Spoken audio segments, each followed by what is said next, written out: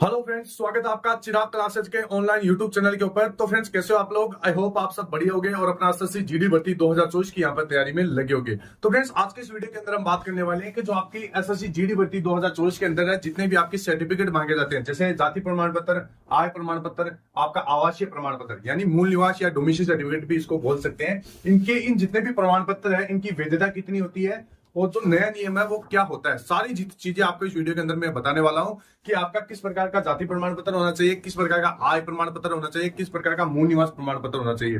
तो friends, video बहुत ही ज्यादा आपके लिए इंपॉर्टेंट होने वाला है। वीडियो के लास्ट तक बने रहे और अभी तक आपने चैनल को सब्सक्राइब नहीं किया है तो चैनल को सब्सक्राइब करके बेल आइकन को जरूर प्रेस कीजिएगा, जिससे भर्ती से संबंधित नई नई जानकारी आपको सबसे पहले मिल सके। तो चलिए फ्रेंड्स, शुरू करते हैं। तो यहाँ पर सबसे पहले आप देख सकते हैं, मैं आपको बता देता हूँ, जो आपका जाति, आय और आवासीय प्रमाण पत्र है, इनके अंदर सबसे पहले आपके जो डाउट होते हैं वो किस प्रकार के होते हैं। सबसे पहले डाउट होता है कि वैधता कितने दिन की होनी चाहिए, इसके साथ साथ जाति, आवासीय कौन से लेवल पर बने होने चाहिए। इसके साथ जैसे 3 लेवल होते हैं, एक तो सर्किल लेवल होता है आपका, एक ब्लॉक लेवल होता है, एक आपका डिस्ट्रिक्ट लेवल होता है। तो कौन सा लेवल का यहाँ पर प्रमाण पत्र यहाँ पर आपको चाहिए होगा, ठीक है फ्रेंड्स, और कौन सा चलने वाला है, तो ध्यान से देखिएगा। तो सबसे पहले मैं आपको बता देता हूं, जो आपका आय प्रमाण पत्र है, आय प्रमाण पत्र की जो वैलिडिटी है वो वैलिडिटी आपकी 1 साल की होती है। कितने साल की होती है? यहाँ पर 1 साल की वैलिडिटी होती है, ठीक है फ्रेंड्स। अब यहाँ पर फ्रेंड्स कई बार क्या करते हैं कैंडिडेट, इसको 6 महीने जैसे पुराना हो जाता है तो इसको बनवा लेते हैं, तो वो आपकी मर्जी होती है। वैसे इसकी वैलिडिटी कितनी होती है? 1 साल तक ये वैलिड होता है। ये आपका जो आय प्रमाण पत्र होता है उसके जो आप अगर आपके पास होगा तो आपको कॉर्नर के ऊपर एक डेट होगी, उस डेट को आपको देखना है। वहां पर आपको सब कुछ बता दिया जाएगा कि ये इस डेट से लेकर इस डेट तक ये मान्य है, मतलब वैलिड है। अब यहां पर आपको देखिए, जैसे मैं एक एग्जांपल आपको बता देता हूं कि जैसे 5 जनवरी 2024 को आपका ये आय प्रमाण पत्र है, अगर ये आपका बना है तो ये एक्सपायर कब होगा? तो ये 5 जनवरी 2025 तक एक्सपायर हो जाएगा। मतलब टोटल यहाँ पर 1 साल तक ये चलने वाला है। इसके हिसाब से अगर देखें तो 4 जनवरी 2025 तक उपयोग कर सकते हैं, मतलब 1 दिन पहले तक आप इसको उपयोग कर सकते हैं। अगर मतलब अगर 1 साल पूरा हो गया तो ये यहाँ पर आय प्रमाण पत्र आपका मान्य नहीं होगा, ठीक है फ्रेंड्स। तो ये चीज आप ध्यान में रखिएगा, चाहे आप कोई से भी स्टेट के अंदर से हो, चाहे आप यूपी से हो, चाहे बिहार से हो, चाहे 28 स्टेट के अंदर किसी भी स्टेट से हो, यहाँ पर आपका आय प्रमाण पत्र की वैलिडिटी 1 साल ही रहती है, ठीक है फ्रेंड्स। तो ये हो गया आपका आय प्रमाण पत्र। अब यहां पर आगे बात करते हैं आवासीय प्रमाण पत्र। आवासीय प्रमाण पत्र यानी मूल निवास प्रमाण पत्र, मतलब आप कहां के निवासी है, कहां पर आप आवास करते हैं, कहां पर आप रहते हैं, उसका एक प्रमाण पत्र होता है, जिसको डोमिसाइल सर्टिफिकेट भी आप बोल सकते हैं। अब यहां पर आवासीय प्रमाण पत्र की वैलिडिटी अलग अलग राज्यों में अलग अलग होती है, ठीक है फ्रेंड्स। लेकिन अधिकतर राज्यों में लगभग इसकी वैलिडिटी कितनी साल होती है? 3 साल की यहाँ पर अधिकतर राज्यों के अंदर इसकी वैलिडिटी होती है, आवासीय प्रमाण पत्र, ठीक है फ्रेंड्स। ये आप चीज ध्यान में रखिएगा।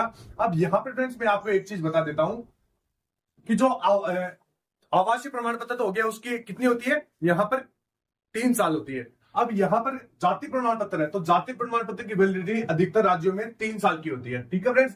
और यहां पर बिहार में जाति और आवासीय प्रमाण पत्र की जो वैलिडिटी है वो अनलिमिटेड कर दी गई है, अगर वह 2011 मार्च के बाद बने हो, ठीक है फ्रेंड्स।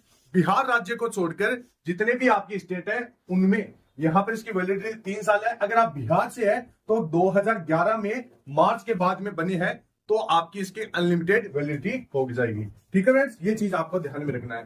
अब यहां पर आगे बात करते हैं कि जो जाति, आवास, आप भी एसएससी जीडी भर्ती 2024-25 अगर नई वाली वैकेंसी की यहाँ पर तैयारी कर रहे हैं तो यहाँ पर चक्षु पब्लिकेशन की बेस्ट बुक मार्केट के अंदर आ चुकी है। यहाँ पर सब्जेक्ट वाइज मैं यहाँ पर एक बार बुक दिखा देता हूँ, बहुत ही बढ़िया बुक है। यहाँ पर आप देख सकते हैं, ये है आपकी रीजनिंग की बुक और ये है आपकी हिंदी की बुक। ये चारों बुक आपको मार्केट के अंदर मिल जाएंगी। इसका कॉम्बो पैक मार्केट के अंदर आ चुका है। अब यहां पर बात करें जैसे हिंदी वाली बुक, यहां पर आप ध्यान से देखिएगा, हिंदी वाली बुक के अंदर आपको सारे जितने भी मोस्ट इंपोर्टेंट टॉपिक होते हैं हिंदी के लिए ये सारे दिए हुए हैं, ठीक है। इसके बाद में हिंदी के एक एक टॉपिक को अच्छे तरीके से समझाया गया है। इसके बाद में यहां पर आपको जो पुराने पेपर है जिनके अंदर सवाल पूछे गए हैं, ठीक है, जितने भी एसएससी जीडी के अंदर हिंदी से रिलेटेड जितने भी सवाल पूछे गए हैं वो टॉपिक वाइज दिए गए और इन प्रत्येक बुक के अंदर आपको मैं बता देता हूं 600 प्लस या 750 प्लस ऑब्जेक्टिव टाइप के क्वेश्चन मिल जाएंगे विद सॉल्यूशन के साथ। और ये बुक आपके अकॉर्डिंग टू सिलेबस रहने वाली है 2024, 2023, 2021, 2019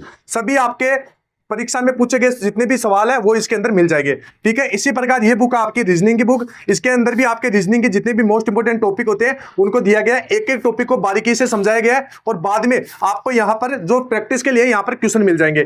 ठीक है, तो ऑल ओवर बहुत ही बढ़िया बुक है, इससे आप तैयारी कर सकते हैं, रिवीजन भी आसानी से कर सकते हैं, ज्यादा बड़ी बुक नहीं है, आराम से आप अपनी तैयारी कर सकते हैं। इसका कॉम्बो पैक मार्केट के अंदर आ चुका है, जाइए परचेज कीजिए और अपनी तैयारी को और भी ज्यादा बेहतर बनाइए। कौन से लेवल पर बने होने चाहिए, सर्किल लेवल, ब्लॉक लेवल या डिस्ट्रिक्ट लेवल, बहुत ज्यादा डाउट होता है। अगर मान लीजिए किसी फोरम के अंदर आपको बोल दिया जाए कि जाति और आवासीय प्रमाण पत्र अनुमंडल यानी एसडीओ का बना होना चाहिए और या फिर डिस्ट्रिक्ट लेवल का बना होना चाहिए और आपके पास ब्लॉक लेवल का बना हो तो क्या होगा। ठीक है फ्रेंड्स, यानी आपके पास अगर एसडीओ लेवल का बना होना, मतलब मांग लेते हैं कि एसडीओ लेवल का बना होना चाहिए या फिर डिस्ट्रिक्ट लेवल का बना होना चाहिए और आपके पास कौन सा है, ब्लॉक लेवल का है, तो क्या होगा, किस प्रकार की प्रोसेस होगी।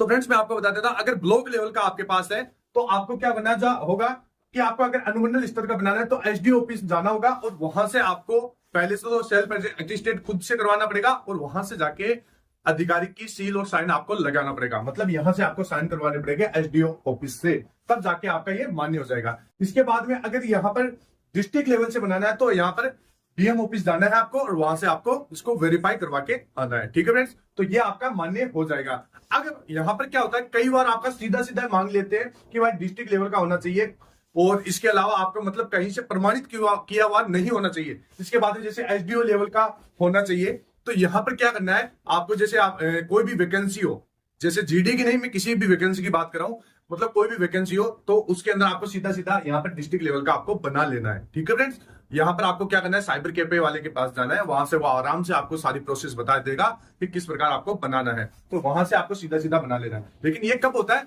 जब आपको स्पेशल कह दिया जाए कि भाई डीएम ऑफिस का होना चाहिए या फिर एसडीओ ऑफिस का, यहाँ पर इसका सील और साइन वेरीफाई होना चाहिए, तब आपको ये बनाना है। ठीक है, तो यहाँ पर आपको समझ में आ गया होगा कि जाति आवासीय कौन से लेवल पर बने होने चाहिए, तो किस प्रकार आपको इनको वेरीफाई करना है। तो ठीक है फ्रेंड्स, ये सारी चीजें आपको समझ में आ गई होगी। अब यहाँ पर जो आपका जाति प्रमाण पत्र है और जो आपका मूल निवास है, मूल निवास में मैं आपको बता देता हूं, अगर आपका एड्रेस है या नाम पता है, अगर आपका चेंज नहीं है तो आपका मूल निवास पूरा लाइफ टाइम तक वैलिड रहेगा। ठीक है फ्रेंड, जब तक सरकार के द्वारा कोई निर्देश नहीं दिए जाते हैं कि भाई मूल निवास इस प्रकार के होने चाहिए, मतलब सरकार के द्वारा कोई परिवर्तन नहीं होना चाहिए, और अगर आपने जो आपका एड्रेस है वो चेंज करवा लिया है तब तो आपको नया बनवाना पड़ेगा। ठीक है फ्रेंड्स, अगर चेंज नहीं करवाया है तो पुराना वाला आपके पास है तो वो चल जाएगा। इसके बाद में जो जाति प्रमाण पत्र है, तो जाति प्रमाण पत्र भी आपका, जैसे दिक्कत किन कैंडिडेट को आती है, ईडब्ल्यूएस और ओबीसी कैंडिडेट को आती है। तो ईडब्ल्यूएस और ओबीसी कैंडिडेट को मैं आपको बता देता हूं, ये 3 साल तक वैलिड रहता है। ठीक है फ्रेंड्स, ये चीज आपको ध्यान में रखना है, 3 साल बाद में आप इसको रिन्यू करवा सकते